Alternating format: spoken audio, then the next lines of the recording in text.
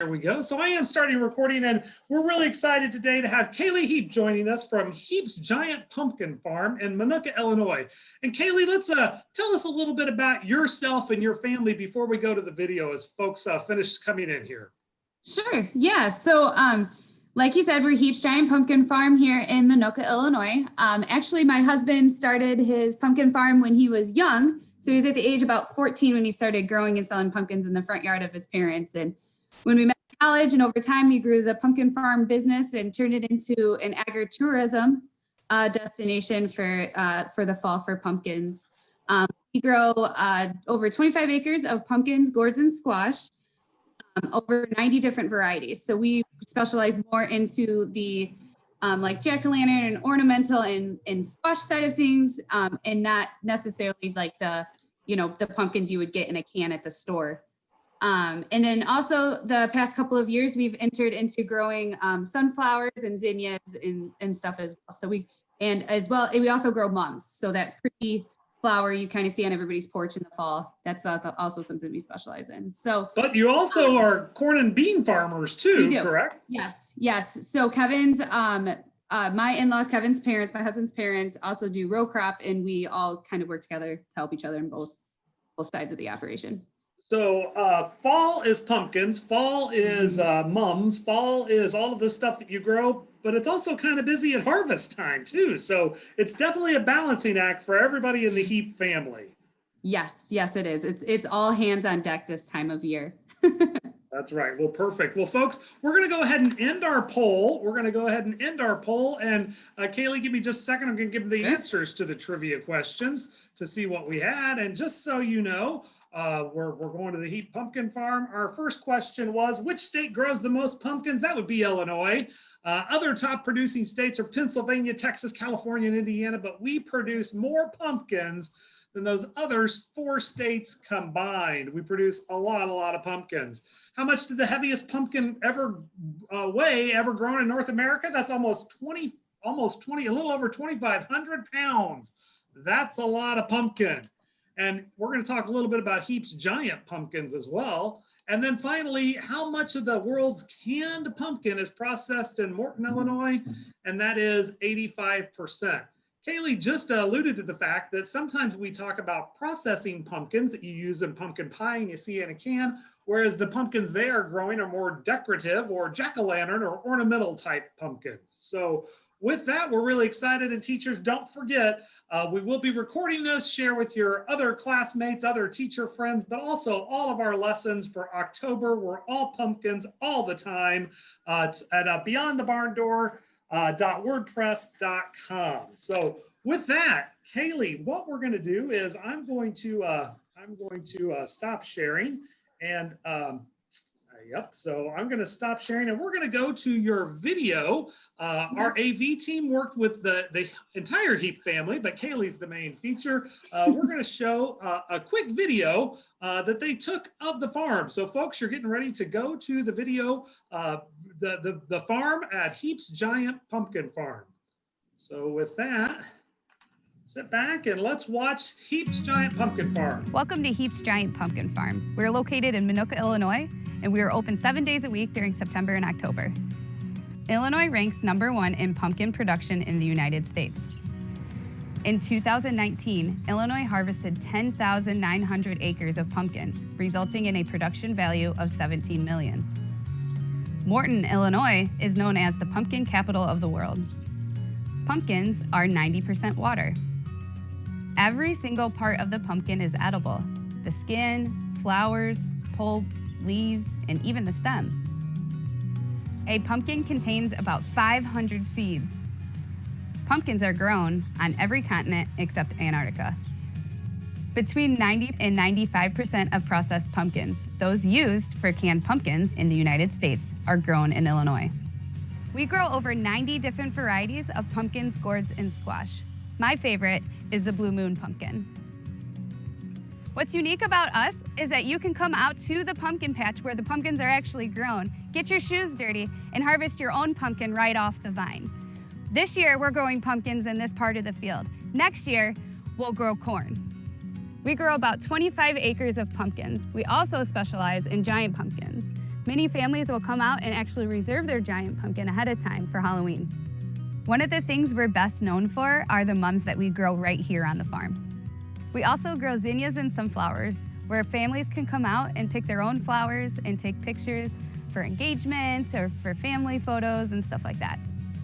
One of the biggest attractions here at Heap's is Milo's Castle right behind me. Milo's Castle was built and named after Grandpa Milo, who was the third generation on this farm. Welcome to Heap's So Fun Straw Barn. I'm queen of the world, and we also do hay rides. We proudly serve pork and beef burgers raised locally right down the road. Some of the things we are doing to offer a safe experience here is that we implemented timed ticketing. So we encourage people to purchase tickets ahead of time. And what that does is that if we don't get into a situation where we would have to turn people away, we haven't had to turn anybody away yet, but we just don't want to get into the situation where we're scrambling to deal with any type of crowds and trying to get out ahead of it with the time ticketing. And so far, that's been going really well. We've also have specific employees dedicated to sanitizing around the farm. So all of the high-touch areas, the playground areas, the tables, they are dedicated to going around and cleaning and sanitizing all of that. We do not necessarily require masks, but we do encourage it when social distancing can't be kept, but also when interacting with our employees. All of our employees are wearing masks and gloves because they are interacting with a lot of people coming through the farms. And we're also doing temperature checks and screenings before they come to work every day as well, just to be safe. And they are highly encouraged to stay home if they have any symptoms.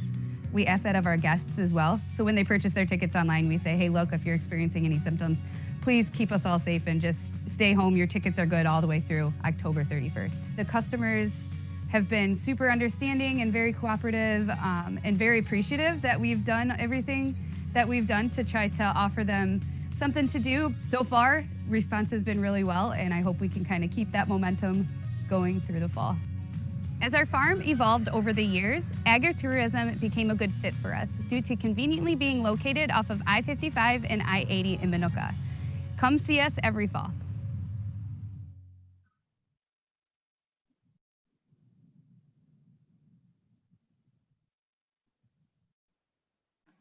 I'm unmuted. There we go. So with that, one question, Kaylee. So we got to stop. I got to stop doing this.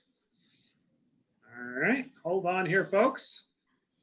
Let's get out of this one. Okay. So Kaylee, you talked about your husband starting this farm when he was 14. So a couple of years ago, and you inherited the farm.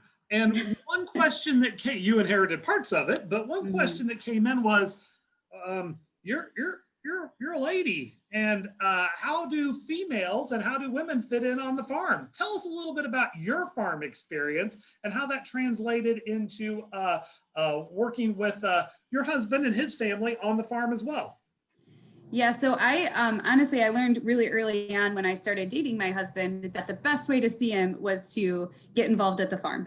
Actually, most of the year was probably the only time to see him at first. So luckily, I thought it was a fun thing. I mean, I come from a family that small businesses. Both of my parents run their own small businesses, so I saw a lot of similarities in running a family farm and also running a family business. So when I dove in and started to grow the business with my husband, I basically am kind of the jack of all trades around here. So I help him a little bit hands-on with things at the farm. I help a lot with the kind of the backside of it and the business side of things that you don't really realize all of that stuff is going on when you're running the farm too. It's not just, we don't get to just go out and plant and harvest things all the time. There's a lot of stuff in the background to run the business too. So I do help a lot with that as well.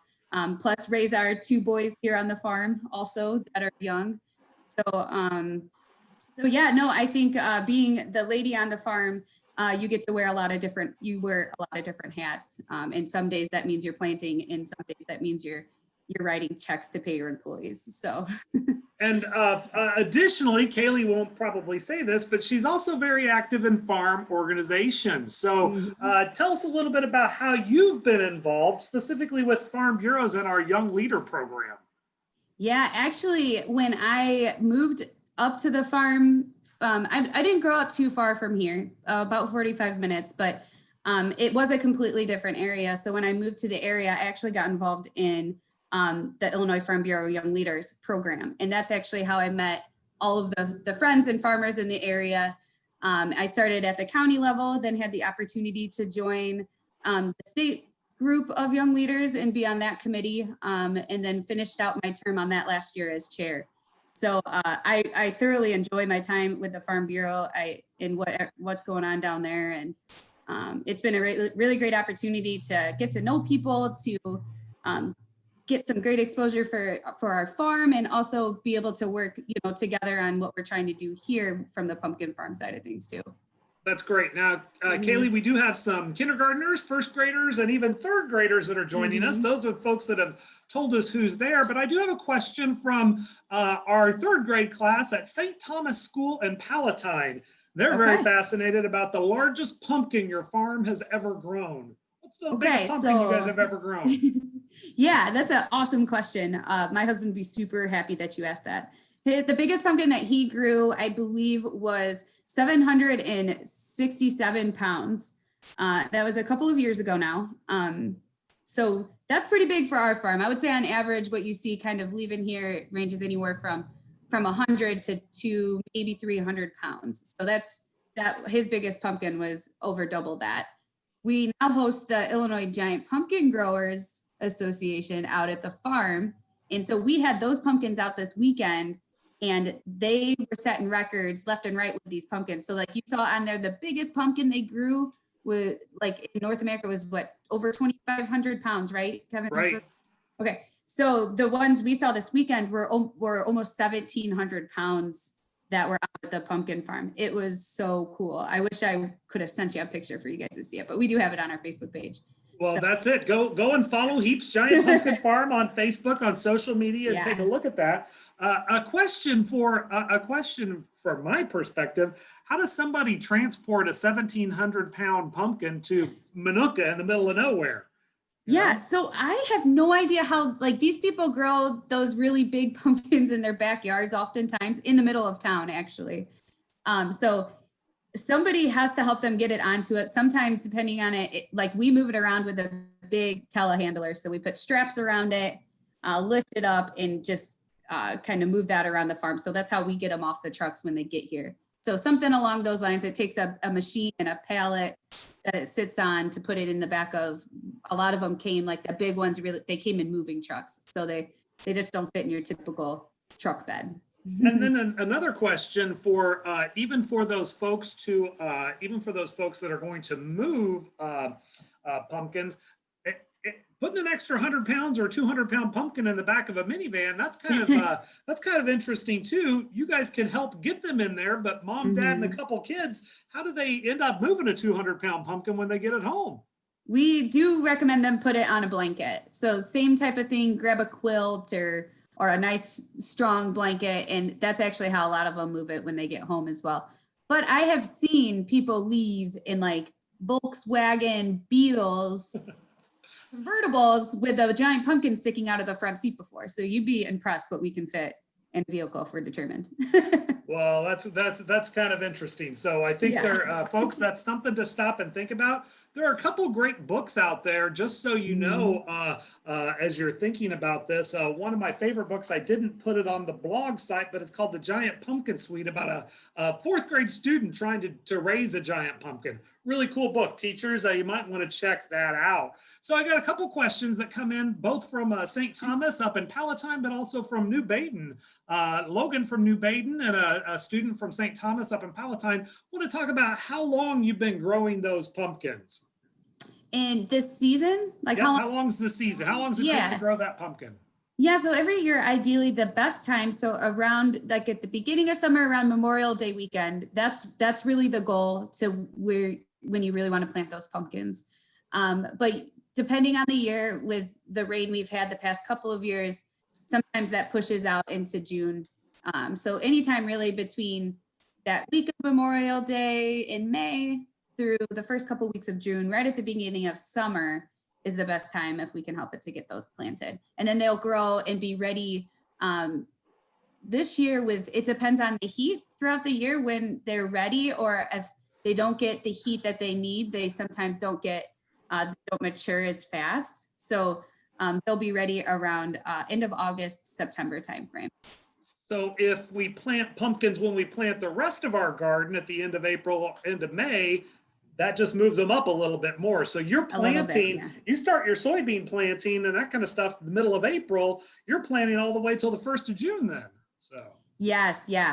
And if it's a really rainy year, we've gone all the way through June with that too. So and for our teachers and some of our students, you might have heard some folks saying, oh my gosh, where's the pumpkin? There's no pumpkin in the stores. There was talk of a pumpkin shortage. There really wasn't a pumpkin shortage this year. Things were just a little late because it was so rainy toward the end of school year. Pumpkin, now it's coming in and they're able to process it. Again, we process 85% of all the canned pumpkin in the United States here in Morton, in central Illinois, just about an hour here away from Bloomington. But now it's coming in full strength. And it's finally October. We finally turned the page from talking about apples and that type of thing to talking about pumpkins. Got another question here. How many large pumpkins do you guys have on your farm? Reed at New Baden Elementary wants to know, how many large pumpkins do you guys usually have in a field?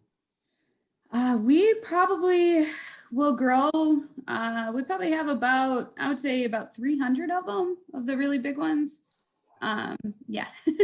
That's a lot of pumpkins. Yeah. So that's how Kevin says he gets his farm muscles. Just and pumpkins.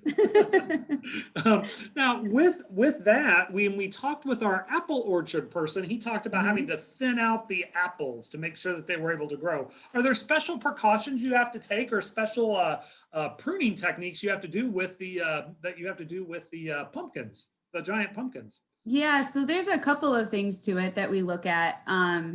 When we plant them, we make sure that we don't plant them all on top of each other. So from the minute the seed goes into the soil, we will make sure they have enough room that they'll need, out in the field to be able to get the right amount of nutrients to grow. Now, our really, really big giant pumpkin ones, like the ones that turn into 500, 600, 700 pounders, we do have to help those pollinate.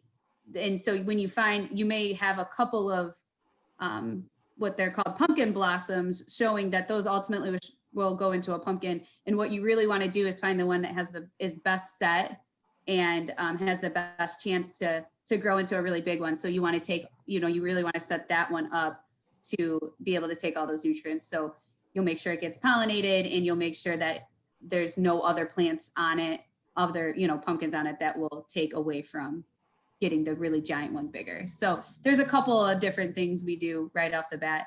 A lot of questions we get, do we roll them? We don't do any of that. Those actually the stems are really sensitive and brittle. So you don't want to be moving those big giant pumpkins at risk of breaking the stems on them. And as soon as that stem is broken, that pumpkin, that's done. That's the lifeline. That's it. So, Yep. Right. Yeah. So, and for our readers out there, Farmer Boy by Laura Ingalls Wilder. Laura Ingalls Wilder, she talks about Almanzo, her future husband, slitting the stem just a little bit and adding milk to the pumpkin. Is there any special fertilizer or something you do to grow giant pumpkins? Yeah. So not milk, and we don't do that. But yeah, they do get some extra fertilizer and some extra attention and some extra watering throughout the one's really, really big. I've got another question here from Carrington at New Baden, and he wants to know, fascinated a couple people, Jace as well, talking about the different colored pumpkins. Aren't pumpkins supposed to be orange and smooth? In the video, we saw all sorts of colors and those with bumps on them. Why don't you tell us a little bit about those colored and bumpy pumpkins? Yes, that's an excellent observation. So a lot of those, they're just different varieties of pumpkins, and they are actually supposed to look that way. So when we plant the seeds, they're supposed to look bumpy, or they're supposed to be blue or pink or orange, and they're different varieties. And some of those varieties that you saw, like I said, the Blue Moon pumpkin was my favorite. That's actually really good to make pies with. So it's also really tasty. So a lot of the stuff you say that looks like a pumpkin, some of it's actually squash, or some of it's actually more like the main purpose of it over time was to use it to bake with. Now, is the Blue Moon pumpkin orange on the inside as well? It is orange on the inside, yes. And it's very cool. Thick. So we've had people say, I tried carving that Blue Moon pumpkin, but it's so thick I couldn't do it. Well, that's on purpose. That pumpkin is for baking. So it's got a nice thick flesh wall to it that makes it really good for baking and getting that I stuff have out. another question. We did large. What about your small gourds? You also offer those. What's the smallest pumpkin you grow that's really a pumpkin? The smallest pumpkin we grow that's really a pumpkin would be like the ones you would probably get when you go out to the farm and get the field trip pumpkins. They're about this size.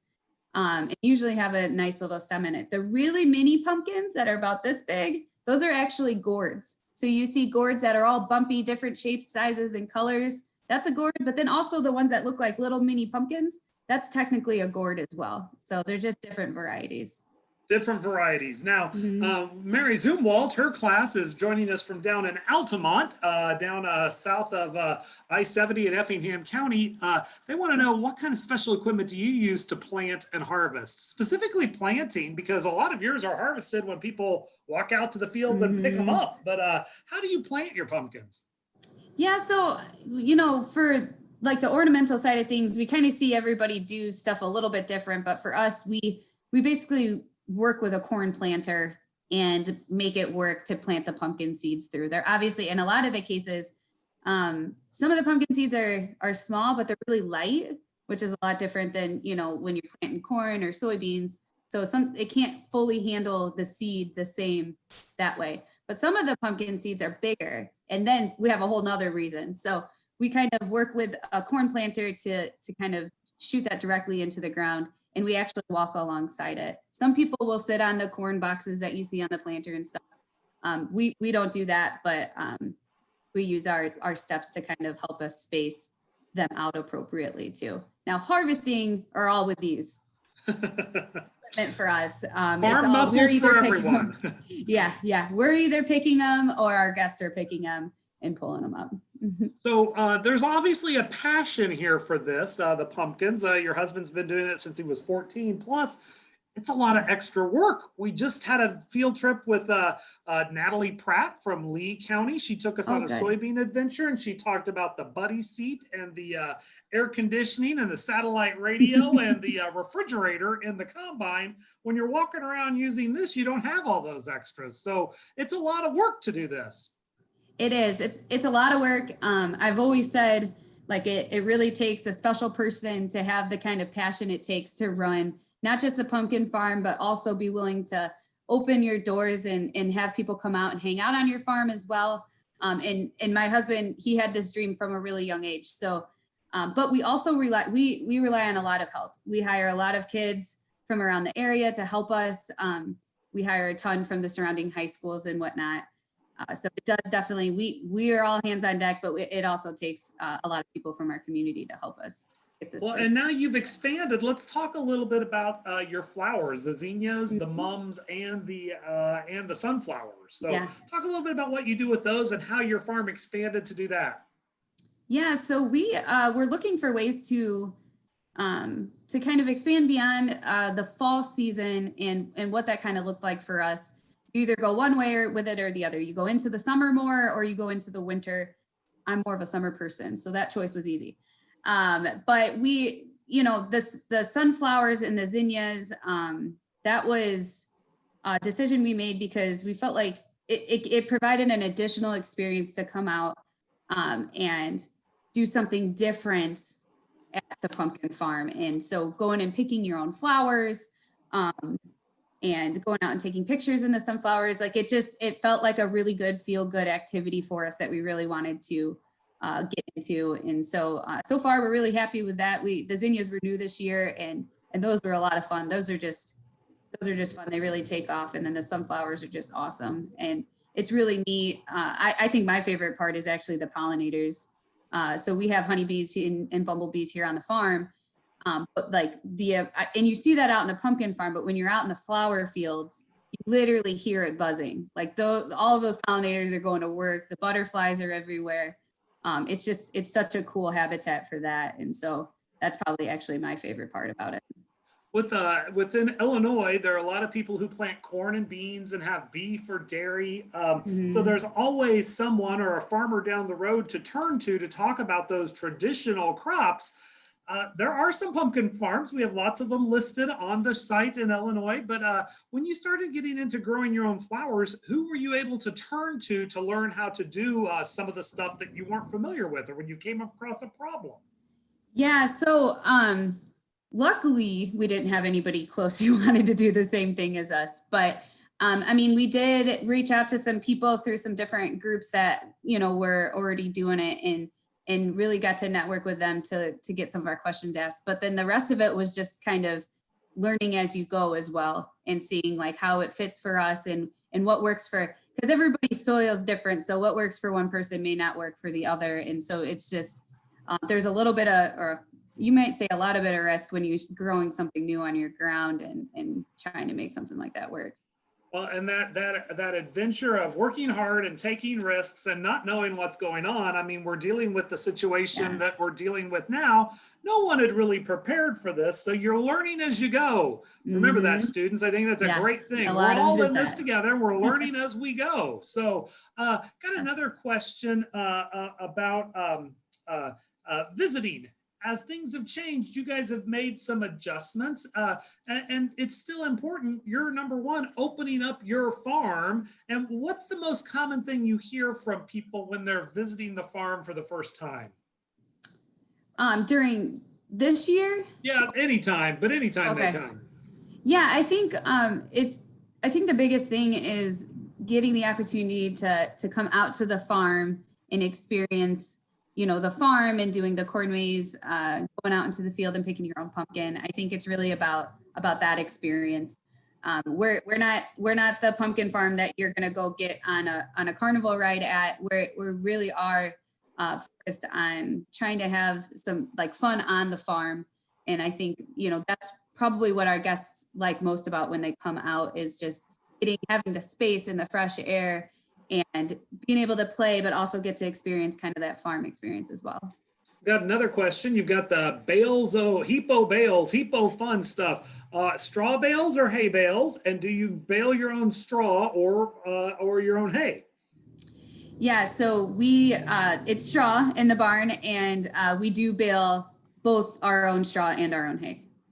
Go. So again, folks, this is there's another question that came in about getting rich growing pumpkins. I'll speak for your whole family there.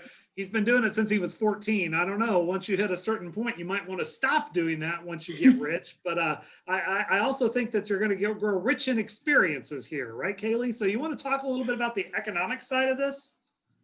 Yeah. So that's a funny question. I hope I get rich growing pumpkin that way.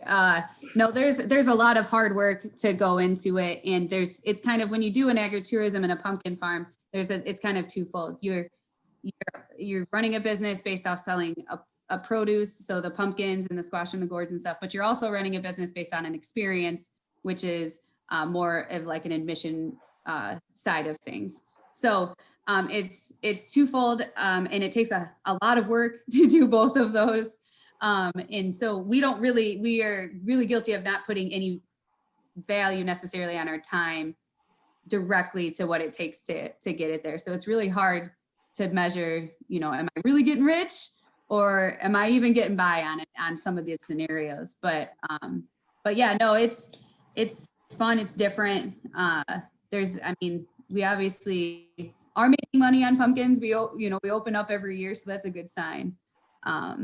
So I'm not sure if that answered the question there or not, but I think it does. And I would highly encourage our students to think about this for next year. Again, the Heaps have been growing pumpkins since they were 14. So you guys could start, and you started small, several plants, several pumpkins, selling them in the front yard. So there's a way to stop and look and see how much work actually goes into this, even at the local level. So Kaylee, our time's coming to a close. Okay. This is a really good question though about cost. We see pumpkins for sale all across at stores and that kind of stuff for $3 to $5 to $7 to $9. How much does a big pumpkin cost? How do you determine how much a big pumpkin is, the value of that is? Yeah, a lot of the time. So the easiest way to do it is by like a per pound rate. We don't necessarily charge it per pound, but everything is priced based on kind of that weight in mind. So when you get into the really, really big pumpkins, they could be priced anywhere from 50 cents to $1 per pound, depending on what we're dealing with there. So that's kind of a good gauge. But when you get into like more of the baking pumpkins and the squash and the jack-o'-lanterns, that price comes down a little bit to make it like if we were to charge that kind of rate for the smaller pumpkins, they would be way too expensive. So you kind of notch that per pound rate down, make sure it gets into a range that is affordable. So when you come out here, it's a little different. They're fresh, they're picked fresh every single day. We consider there to be a value to it. If you go pick up a pumpkin from your local Walmart or something, definitely probably was grown here in Illinois, but that was probably harvested, it could have been a month ago, not as fresh. We consider that to be just a little bit different of a value. So if you come out to a pumpkin farm and you see a pumpkin a little bit more expensive, you know, that's fresh, it's the quality's high, like that type of stuff. Neither one of those are wrong. It's just a different kind of product from ours.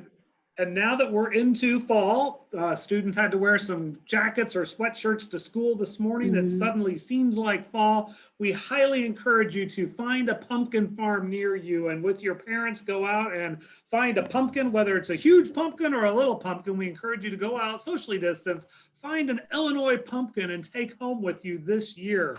Kaylee, anything else you wanted to add about coming to the Heap Giant Pumpkin Farm in Minooka, sorry. Minooka. Yeah, no, I know we're probably closer to some than others that are on the call, but we'd love to have you come out and visit the farm. If not, I'm sure there's one local in your area, and it's a really good opportunity during these times, especially to go and take advantage of an outdoor activity and keep some tradition that we're used to. So this seems a little bit more normalish during these times, and it's a good opportunity. There you go, folks. We thank you all. We thank Kaylee Heap for joining us. Just a reminder, next Thursday here at 1 o'clock, we're having author Patricia Tote, and Patty Tote's going to be joining us to talk about her book, Pick a Pumpkin. So when you pick a pumpkin, what do you do when you take it home? We hope to see you all next week. And Kaylee, thank you for joining us. Thank you. Thanks, yeah, folks. We'll see you next week. Bye-bye. Bye.